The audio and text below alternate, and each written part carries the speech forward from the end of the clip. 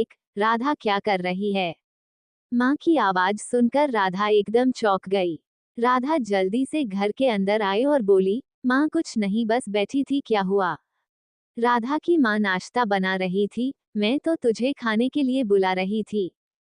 राधा नाश्ता करने के बाद अपनी माँ से बोली, माँ मैं विनीता के घर जा रही हूँ। राधा की माँ कहने लगी, अरे रुक क्यों जाती है, उनके घर वे बड़े लोग हैं, कहीं बुरा ना मान जाएं। इस बात को सुनकर राधा बहुत जोर से हंसी, माँ तुम कैसी बात करती हो, मेरी सबसे अच्छी सहेली है, अभी जाने दो ना माँ, थोड़ी देर में आ जाऊंगी। ये सुनकर राधा की माँ का मन पिघल गया, जा चली जा, लेकिन जल्दी घर आ जाना। राधा और विनीता दोनों पक्की सहेली थीं, लेकिन दोनों की किस्मत अलग अलग थी। एक तरफ राधा बहुत गरीब घर से थी, तो विनीता गांव के मुखिया की बेटी थी, जिसके घर में पैसों की कोई कमी नहीं थी। दोनों सहेली एक ही स्कूल में पढ़ती थीं। एक दिन विनीता स्कूल आई और राधा से बोली, राधा मेरे मम्मी पापा मुझे शहर भेज रहे हैं पढ़ने के लिए, तू मुझे भूल तो नहीं जाएगी? ये सुनकर राधा बहुत उदास होने लगी और कहने लगी, विनीता मत जाना, कोई बहाना बना दे। विनीता की आंखों से आंसू छलक रहे थे, काश ये मेरे वश में होता, लेकिन वादा कर तू मुझे भूलेगी नहीं, और जब भी मैं छुट्टियों में गांव आऊंगी तो मुझसे मिलने जरूर आएगी। विनीता को उसके मम्मी पापा शहर पढ़ने के लिए भेज देते हैं। राधा वहीं गांव के स्कूल में पढ़ती रहती है। धीरे धीरे दोनों बड़ी होने लगती हैं। राधा की पढ़ाई गांव से होने के कारण ज्यादा नहीं पढ़ पाती, इधर विनीता डॉक्टर बन जाती है। एक दिन विनीता अपनी माँ से मिलने गांव आती है। माँ से मिलकर वह जब जाने लगती है, विनीता शहर से अपनी सहेली के लिए बहुत से उपहार लाई थी। वह भागती हुई जाने लगती है, तभी उसकी माँ टोकती है, बेटा वो लोग बहुत बुरे हालात में हैं, उसके पिता का स्वर्गवास हो चुका है, माँ भी बहुत बीमार रहती है। मुझे लगता है राधा का रिश्ता पक्का हो गया है। विनीता राधा से मिलने पहुंच जाती है। दरवाजा खटखटाने पर राधा दरवाजा खोलती है। विनीता उसे देखकर गहरी सोच में पड़ जाती है। एक बार तो उसे ऐसा लगता है कि यह कोई और है, लेकिन जब ध्यान से देखती है तो राधा ही थी। गालों में गहरे गड्ढे पड़ गए थे, रंग भी सांवला सा हो गया था। इधर राधा भी एक बार विनीता को देखकर हैरान रह गई। शहर जाकर उसके तो रंग ढंग बदल गए, एकदम अप्सरा सी लग रही थी। राधा एकटक उसे देखे जा रही थी। उसे देखकर विनीता ने कहा, अंदर आने के लिए कहेगी या यहीं खड़ा रखेगी? राधा जैसे नींद से जागी, हाँ हाँ अंदर आना, तुझे देखा तो अपनी सुध बुध भूल गई, कैसी है तू? एक साथ सवालों की बौछार सी कर दी राधा ने। विनीता ने अंदर आकर देखा, एक टूटी सी खाट पर उसकी माँ पड़ी थी, पास ही कुछ दवाइयाँ रखी थीं। विनीता को देखकर राधा की माँ ने उठने की कोशिश की, तभी विनीता ने टोका, अरे आंटी क्यों परेशान हो रही हो, लेटी रहो, मैं विनीता हूँ, राधा से मिलने आई थी, आपकी तबीयत कैसी है, क्या हुआ आपको? तभी राधा पानी ले आई, कुछ नहीं बस कमजोरी है, थोड़ा खाएंगी पिएंगी ठीक हो जाएंगी, तू सुना कब आई? विनीता बोली, आज ही आई हूँ और 2 दिन बाद ही चली जाऊंगी, सोचा तुझसे मिलाऊं। मैंने सुना है तेरा रिश्ता पक्का हो गया है। ये सुनकर राधा थोड़ा उदास हो गई। तभी उसकी माँ ने बताया, बेटी पास ही के गांव में एक लड़का है, घर में उसकी माँ और एक बड़ी बहन है, उसकी शादी हो चुकी है, बहुत ही शरीफ लड़का है, लेकिन उम्र थोड़ी ज्यादा है। बेटी इसके पापा चल बसे, मेरा भी कोई भरोसा नहीं है, मैं चाहती हूँ कि इसके हाथ पीले हो जाएं तो सब चिंता मिट जाए, लेकिन इससे पूछो तो कहती है तुम अकेली हो जाऊंगी, मैं तुम्हें छोड़कर कहीं नहीं जाऊंगी, अब तू ही इसे समझा। विनीता राधा को बाहर ले जाती है और उससे पूछती है, क्या बात है राधा, तुझे लड़का पसंद नहीं है? राधा उसके गले लगकर रोने लगी, नहीं मैंने लड़का नहीं देखा, वो तो मेरे बड़े पापा रिश्ता पक्का कराए, वो बात नहीं है। माँ को अकेला कैसे छोड़ दूँ? विनीता ने उसकी बात समझते हुए कहा, वो बात तो तेरी ठीक है, लेकिन शादी तो करनी पड़ेगी, ये सोच माँ को कुछ हो गया तो तेरी शादी कैसे होगी, और अगर एक बार तेरी शादी हो गई और तेरा पति अच्छा निकल गया तो तू उसके साथ कभी भी अपनी माँ से मिलने आ सकती है। वैसे भी चाची कुछ दिनों में ठीक हो जाएंगी। राधा, नहीं वो अब ठीक नहीं होंगी, डॉक्टर जवाब दे चुके हैं। उन्हें टीवी है आखिरी स्टेज का, उन्हें कुछ बताया नहीं है, तू भी मत बताना। ये सुनकर विनीता ने कहा, फिर तो इसे अपनी माँ की अंतिम इच्छा मानकर पूरा कर शादी कर ले, हो सकता है तेरी माँ जो इतना कष्ट पा रही हैं तेरे हाथ पीले करने के चक्कर में ही उनके प्राण अटके हों। ये सुनकर राधा रोने लगी। विनीता ने उसे गले से लगा लिया। उसके बाद बात बदलते हुए उसने कहा, देख मैं तेरे लिए शहर से क्या लाई हूँ। ये कहकर उसने एक सुंदर सा सूट सलवार राधा को दे दिया। राधा ने ड्रेस देखी और बोली, इसकी क्या जरूरत थी।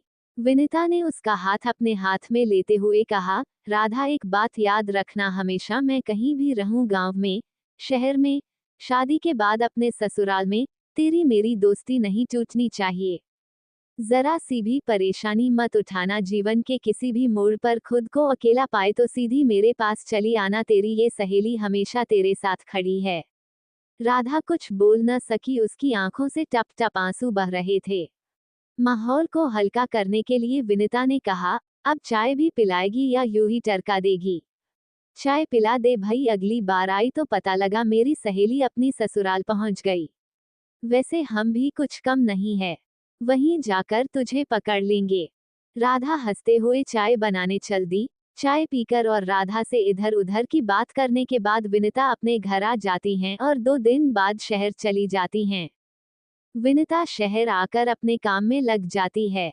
इसी तरह समय बीत रहा था। एक दिन विनीता गांव आती है। विनीता अपनी माँ से बात करती है, माँ मैंने एक लड़का शहर में पसंद कर लिया है। वह भी डॉक्टर है और मेरे ही अस्पताल में नौकरी करता है। विनीता की माँ कहती है, वो तो ठीक है बेटा, पर मैं एक बार लड़के से मिलना चाहती हूँ। तू उसे किसी दिन खाने पर बुला ले।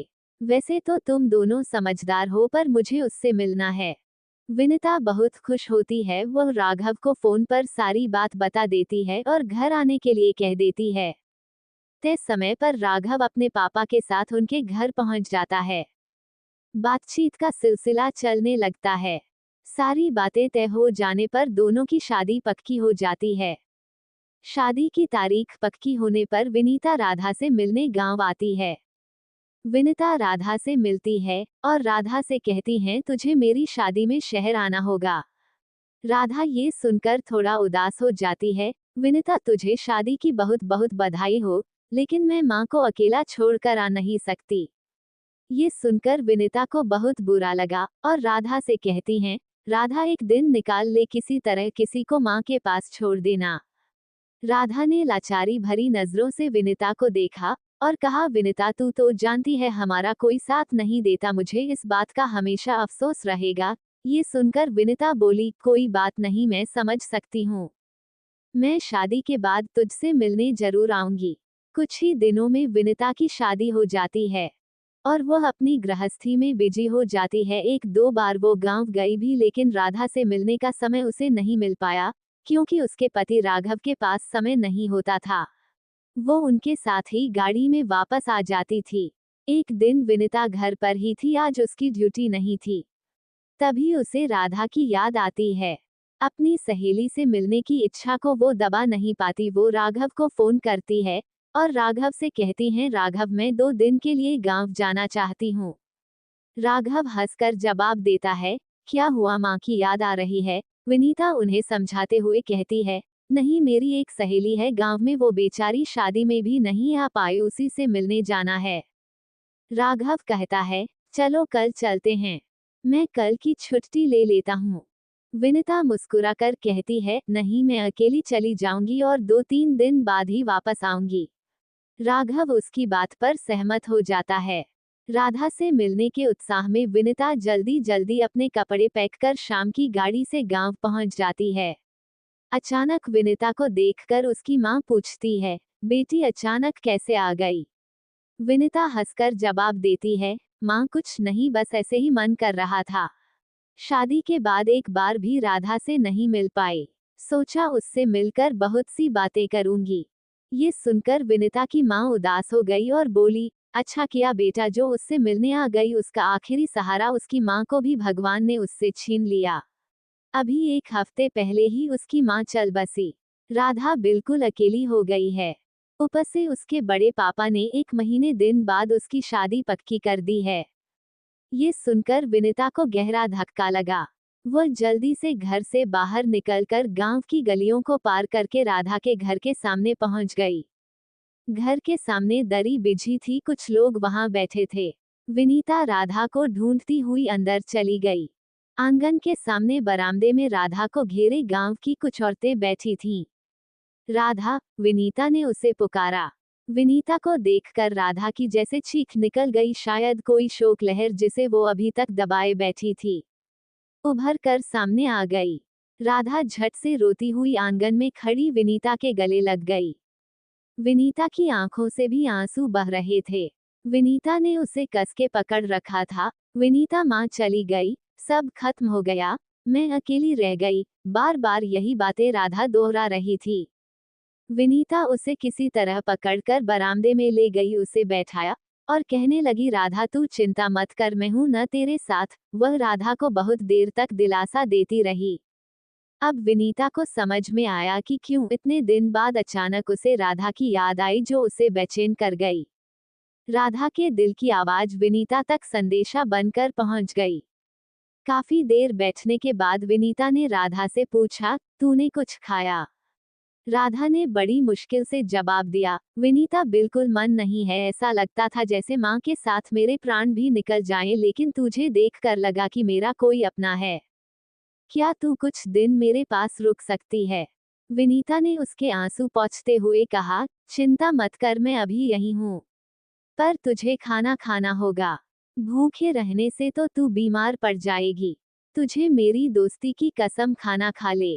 राधा के बार बार मना करने पर भी विनीता ने उसे जबरदस्ती खाना खिलाया। रात के समय जब राधा सो गई तब उसकी बड़ी मम्मी से विनीता ने कहा, आंटी इसे मत बताना कि मैं जा रही हूँ, सुबह जल्दी ही आ जाऊंगी। आंटी ने विनीता के सिर पर हाथ फेरते हुए कहा, बेटी सुबह जरूर आ जाना, तेरे आने से इसकी जान में जान आ गई, बड़ी हिम्मत बंध गई तुझसे।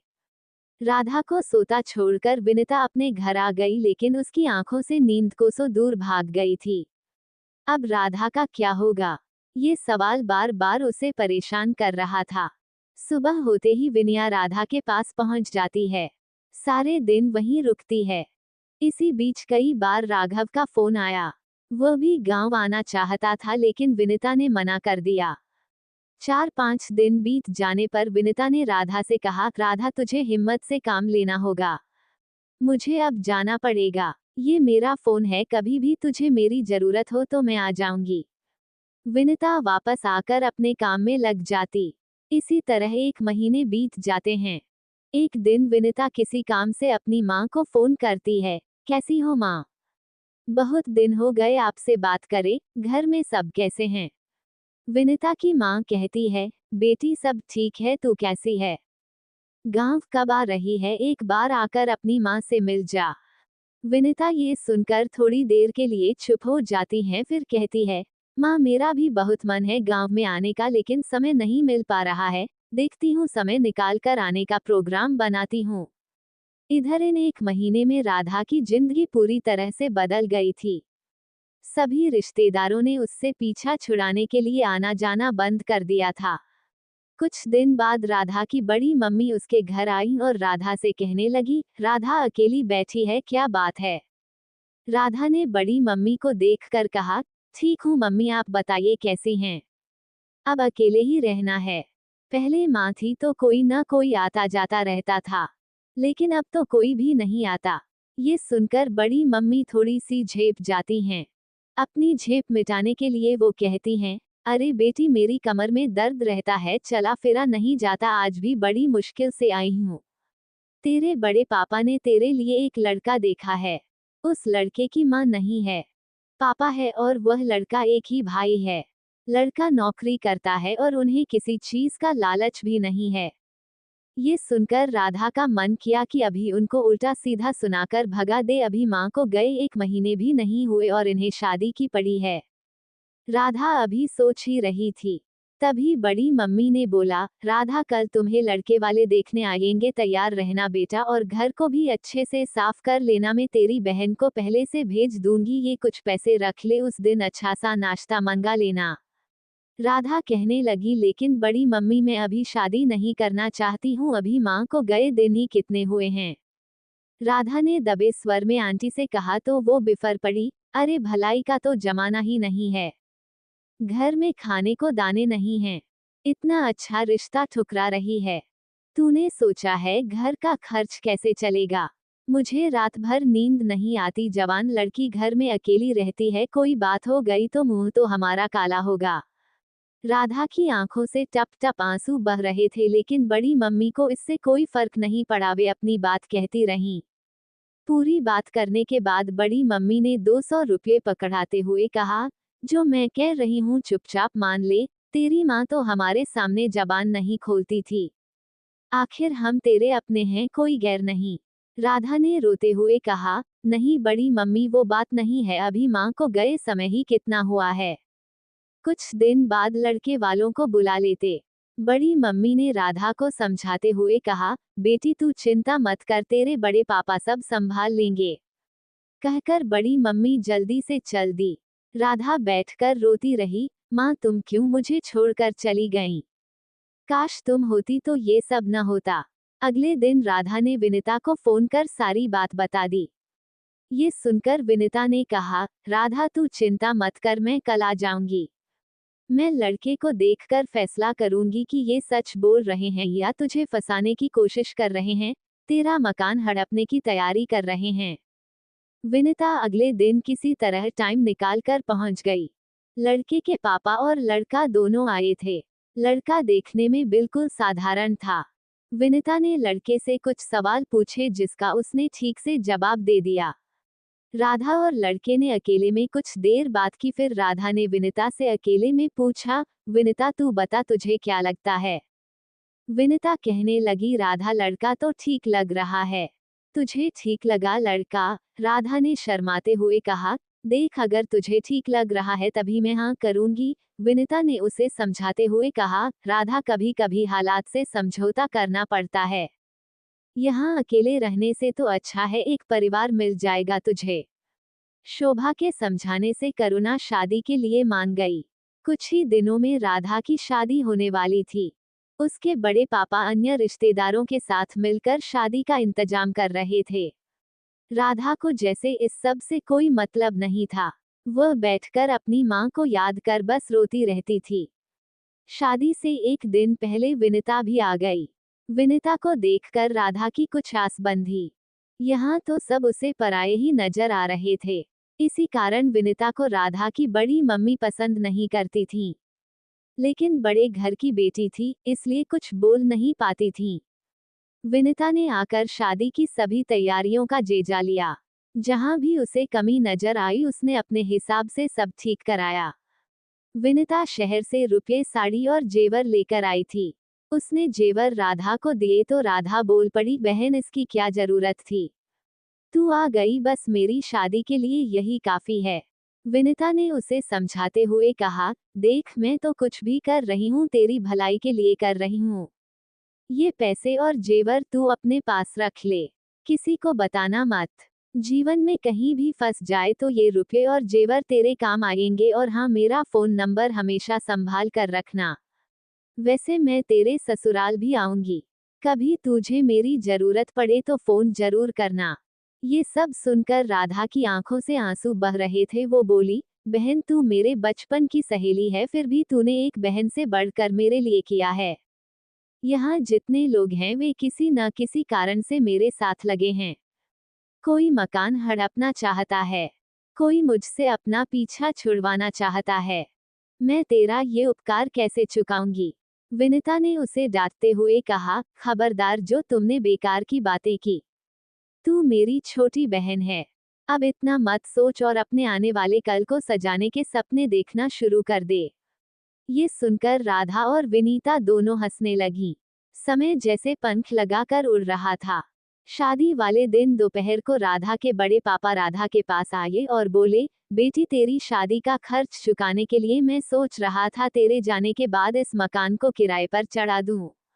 इससे कर्ज चुक जाएगा। तभी पीछे खड़ी विनीता बोली, बड़े पापा ऐसा कौन सा बड़ा कर्ज हो गया, इस शादी में न हम दावत कर रहे हैं न ज्यादा बारात आ रही है।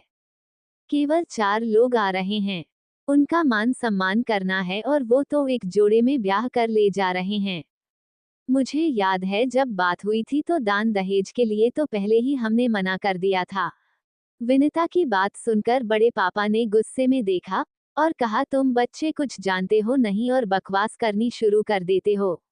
ऐसा ही है तो शाम को बारात खुद संभाल लेना।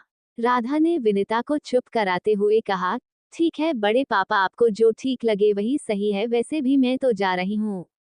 कम से कम इस बहाने घर की साफ सफाई होती रहेगी। ये सुनकर बड़े पापा ने घूर कर विनिता की ओर देखा, फिर राधा के सर पर हाथ फेर कर वापस चले गए।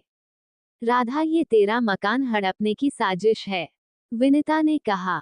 राधा ने उसे हाथ पकड़कर अपने पास बैठाया और बोली, जाने दे विनिता, क्या कर सकते हैं। इन लोगों से बहस करके कोई फायदा नहीं है, वैसे भी किराए पर दे रहे हैं। विनिता चुप रह गई। शाम को बारात आई, सादा तरीके से शादी हो गई। सुबह जब विदाई का समय आया तो राधा फूट फूट कर रोने लगी। विनिता से कहने लगी, ऐसा लग रहा है जैसे मेरा सब कुछ छूटा जा रहा है। विनिता ने उसे संभालते हुए कहा, राधा, जीवन में आगे बढ़ना पड़ता है। एक घर छूट रहा है तो दूसरा घर मिल भी तो रहा है। चिंता मत कर। विनिता राधा को आस बंधा रही थी, लेकिन उसके मन में भी कई विचार आ रहे थे। कैसे नए घर में रहेगी, उसे वहां कोई कष्ट होगा तो कोई पूछने वाला ही नहीं है। कुछ देर बाद राधा की विदाई हो गई। राधा को विदा करके भारी मन से विनिता भी वापस अपने घर आ गई। विनिता की मां ने पूछा, बेटी सब ठीक से निबट गया ना? विनिता ने कहा, हाँ माँ, सब ठीक था, बस राधा बहुत रो रही थी। ये सुनकर विनिता की मां ने कहा, हाँ बेटा, बेचारी अनाथ है, उसे तो कोई बुलाने वाला ही नहीं है, ये समझो उसका मायका तो खत्म ही हो गया। विनिता भारी मन से शहर की ओर रवाना हो गई। घर पहुंचकर राघव को उसने सारी बात बताई। सब सुनकर राघव ने कहा, ठीक है विनिता, जब भी फुर्सत हो उससे मिलाना, और रही बात बुलाने की तो किसी त्योहार पर तुम उसे बुला लेना, कभी उसके साथ त्योहार मनाने चलेंगे। विनिता को ये सुनकर बहुत खुशी हुई कि उसके पति का दिल उससे भी बड़ा है। इधर राधा जब अपने ससुराल पहुंची तो देखा एक टूटा सा मकान है गांव में। घर के आंगन में कुछ औरतें बैठी थीं। कुछ औरतें उसे आगे ले जा रही थीं, तभी उसने देखा कि पास ही एक खाट पर एक आदमी बेहोश सा पड़ा था। राधा उसे देखकर डर गई। तभी उसको किसी पड़ोस की औरत ने कहा, अरे डर मत, ये तेरा ससुर है, कल शादी की खुशी में ज्यादा पी गया है, तू अंदर चल। राधा अंदर एक कमरे में जाकर बैठ गई। मिट्टी से लीपा गया फर्श, जिस पर एक चटाई बिछी थी, राधा को वहां बैठाया गया। घर में काफी चहल पहल थी। कुछ देर बाद राधा से पूजा करवाई गई। राधा की सास राधा से सारे रीति रिवाज करवा रही थी। सभी कामों से निबटकर एक औरत ने राधा से कहा, बहू थोड़ा आराम कर लो, बहुत थक गई होंगी। वो एक तकिया दे गई। जाते समय दरवाजा बंद कर गई। राधा तकिए को सिरहाने लगाकर लेट गई। थकान के कारण उसका शरीर टूट रहा था। कुछ ही देर में उसे नींद आ गई।